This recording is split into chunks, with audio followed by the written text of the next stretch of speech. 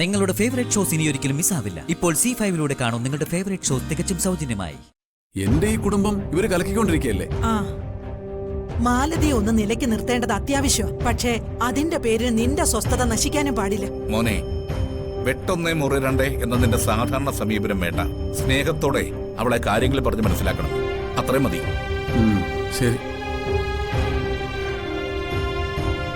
ഇത് അതിലും വലിയ പുലുവാലാവൂ.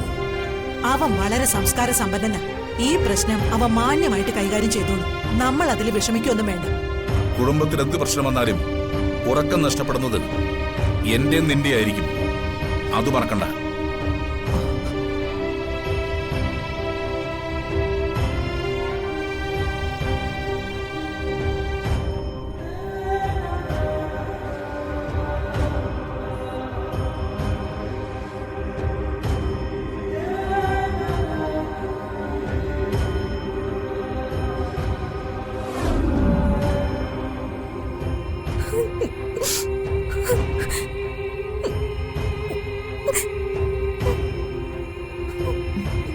മോളെ, ഭാര്യ ഭർത്താക്കന്മാരാവുമ്പോ ഇങ്ങനെയൊക്കെ ഉണ്ടാവും.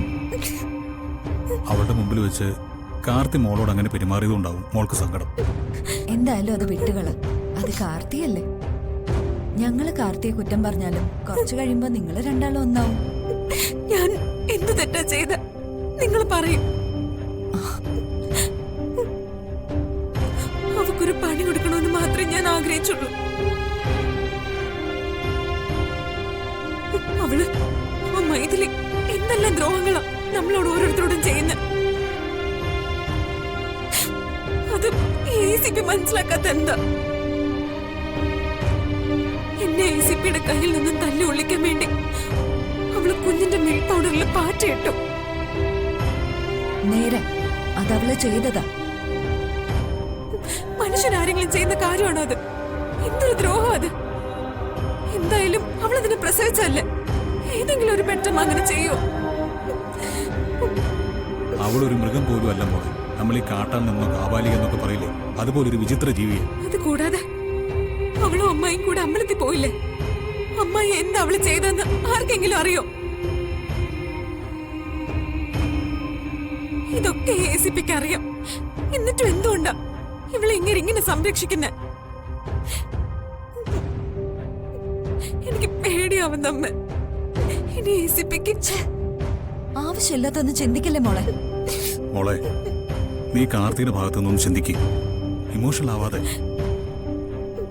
അവളുടെ ഭാഗത്തു നിന്ന് സമാധാനത്തോടെ വിവാഹമോചനം നേടണം. അവള് കുട്ടിയെ ചോദിക്കാൻ ഇടവരരുത്. എന്നിട്ട് നിങ്ങൾ രണ്ടുപേരും സന്തോഷത്തോടെ ജീവിക്കണം. ഇതിനൊക്കെ വേണ്ടിയാ അവൻ തന്ത്രപരമായൊരു സമീപനം ആ പെൺകുട്ടിയോട് കാണിക്കുന്നത്. അതല്ലാതെ അവന് മോളോട് സ്നേഹക്കുറവുണ്ടായിട്ടൊന്നും അല്ല. അതെ, ജേട്ടൻ പറഞ്ഞത് അതിന്റെ സത്യം. നിന്നോട് വഴക്കിട്ട് പോയതിന്റെ പേരില് അവനിപ്പം നിന്നേക്കാൾ ഏറെ വിഷമിക്കുന്നുണ്ടാവും.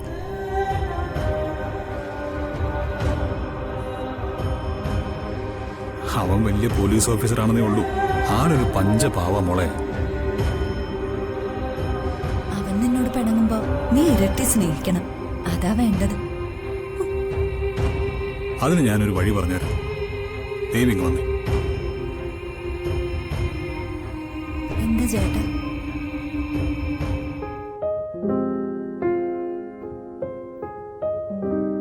അത് കൊള്ളാം, നല്ല ഐഡിയ. മോളിങ് വന്നേ. എന്താ? വിവാഹ ജീവിതം സന്തോഷപ്രദമാക്കാൻ 10 വഴികൾ എന്നൊരു പുസ്തകം വായിച്ചിട്ടുണ്ടോ? ഇല്ല. ഞാൻ എഴുതിയതാ. വാ, പഠിപ്പിച്ചത്. എന്നിട്ടെന്താ ഗ്രന്ഥകർത്താവിന്റെ ദാമ്പത്യ ജീവിതം സന്തോഷപ്രദമാവാതിരുന്നത്? അത് തലവിധി. നീ വാ വാ മോളെ, വാ. നമ്മുടെ കാർത്തികിനെ തേച്ചത് കൂടാതെ അവൾ എന്റെ ആങ്ങളെയും തേച്ചു. നിന്റെ ആങ്ങളുടെ കാര്യം ഇവിടെ മിണ്ടിപ്പോരുത്. അവനെ എന്തൊക്കെ കിട്ടിയാ ഞാൻ 365 ദിവസം ഇടിക്കും. ജഗദീഷ് ചേട്ടാ, അത് പോട്ടെ, നമുക്ക് വിഷയത്തിലേക്ക് വരാം. എന്താണ് ചെമ്പകമംഗലത്തിന് നേരെ നിന്റെയും ആ മൈഥിലിയുടെയും ടാർഗറ്റ്? ടാർഗറ്റോ? അതെ, ഈ വീടിന്റെ സമാധാനം നശിപ്പിക്കണമെന്ന് നിങ്ങൾക്ക് അതിയായ ആഗ്രഹമുണ്ട്. അതിനുവേണ്ടി കരുതിക്കൂട്ടി നിങ്ങൾ പലതും പ്ലാൻ ചെയ്യുന്നു. ഈ വീടിന്റെ സമാധാനം കളയാനായിട്ട് ഞാനൊന്നും ചെയ്തിട്ടില്ല. മൈഥിലിക്ക് പക മീനാക്ഷിയോടാ. ആ പക ഊതി കത്തിക്കാൻ നീ കൂട്ടു നിൽക്കുന്നു. നന്ദിനിയടുത്ത് മീനാക്ഷി കൂടെ സംസാരിക്കുന്ന വീഡിയോ നീ പകർത്തി അത് മൈഥിലിക്ക് കൊടുക്കുന്നു.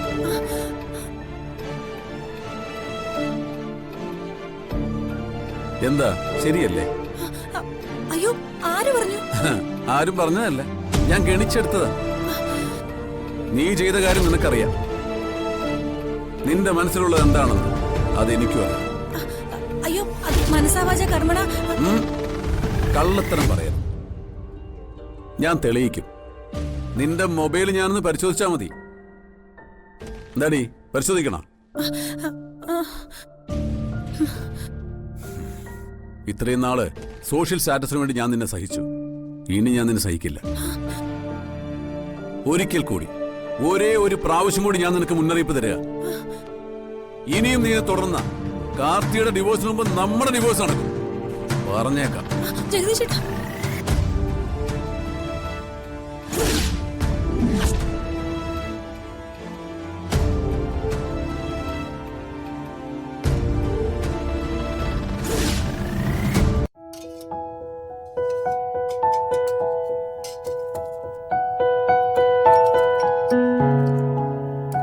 ഞാൻ ഈ ആഹാരമായിട്ട് ഓഫീസിലേക്ക് ചെല്ലുമ്പോ കാർത്തിയേട്ടൻ വഴക്ക് വല്ലതും പറയൂ അമ്മേ?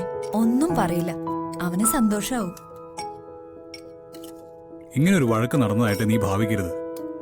മോളുടെ ഭർത്താവിന് ആഹാരമായിട്ട് ചെല്ലുമ്പോ അവന്റെ സബോർഡിനേറ്റ്സ് ഒക്കെ ഇത് കണ്ട് അത്ഭുതപ്പെടും. അവനതൊരു അഭിമാനമാവും, അല്ലേ? ഭാര്യ ഭർത്താക്കന്മാര് തമ്മിലുള്ള സൗന്ദര്യ പിണക്കങ്ങളൊക്കെ തീരുന്നത് വ്യത്യസ്തമായ പ്രണയങ്ങളിലാ, അല്ലേ ദേവി? എനിക്കറിയില്ല.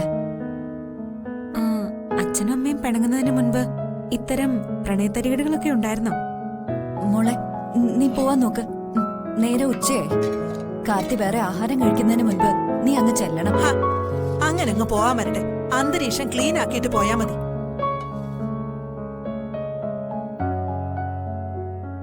ആ മാലതിയും മൈഥിലിയും കാണാതെ പോകണമെന്നാ രാജലക്ഷ്മി ഉദ്ദേശിച്ചത്. മനസ്സിലായോ?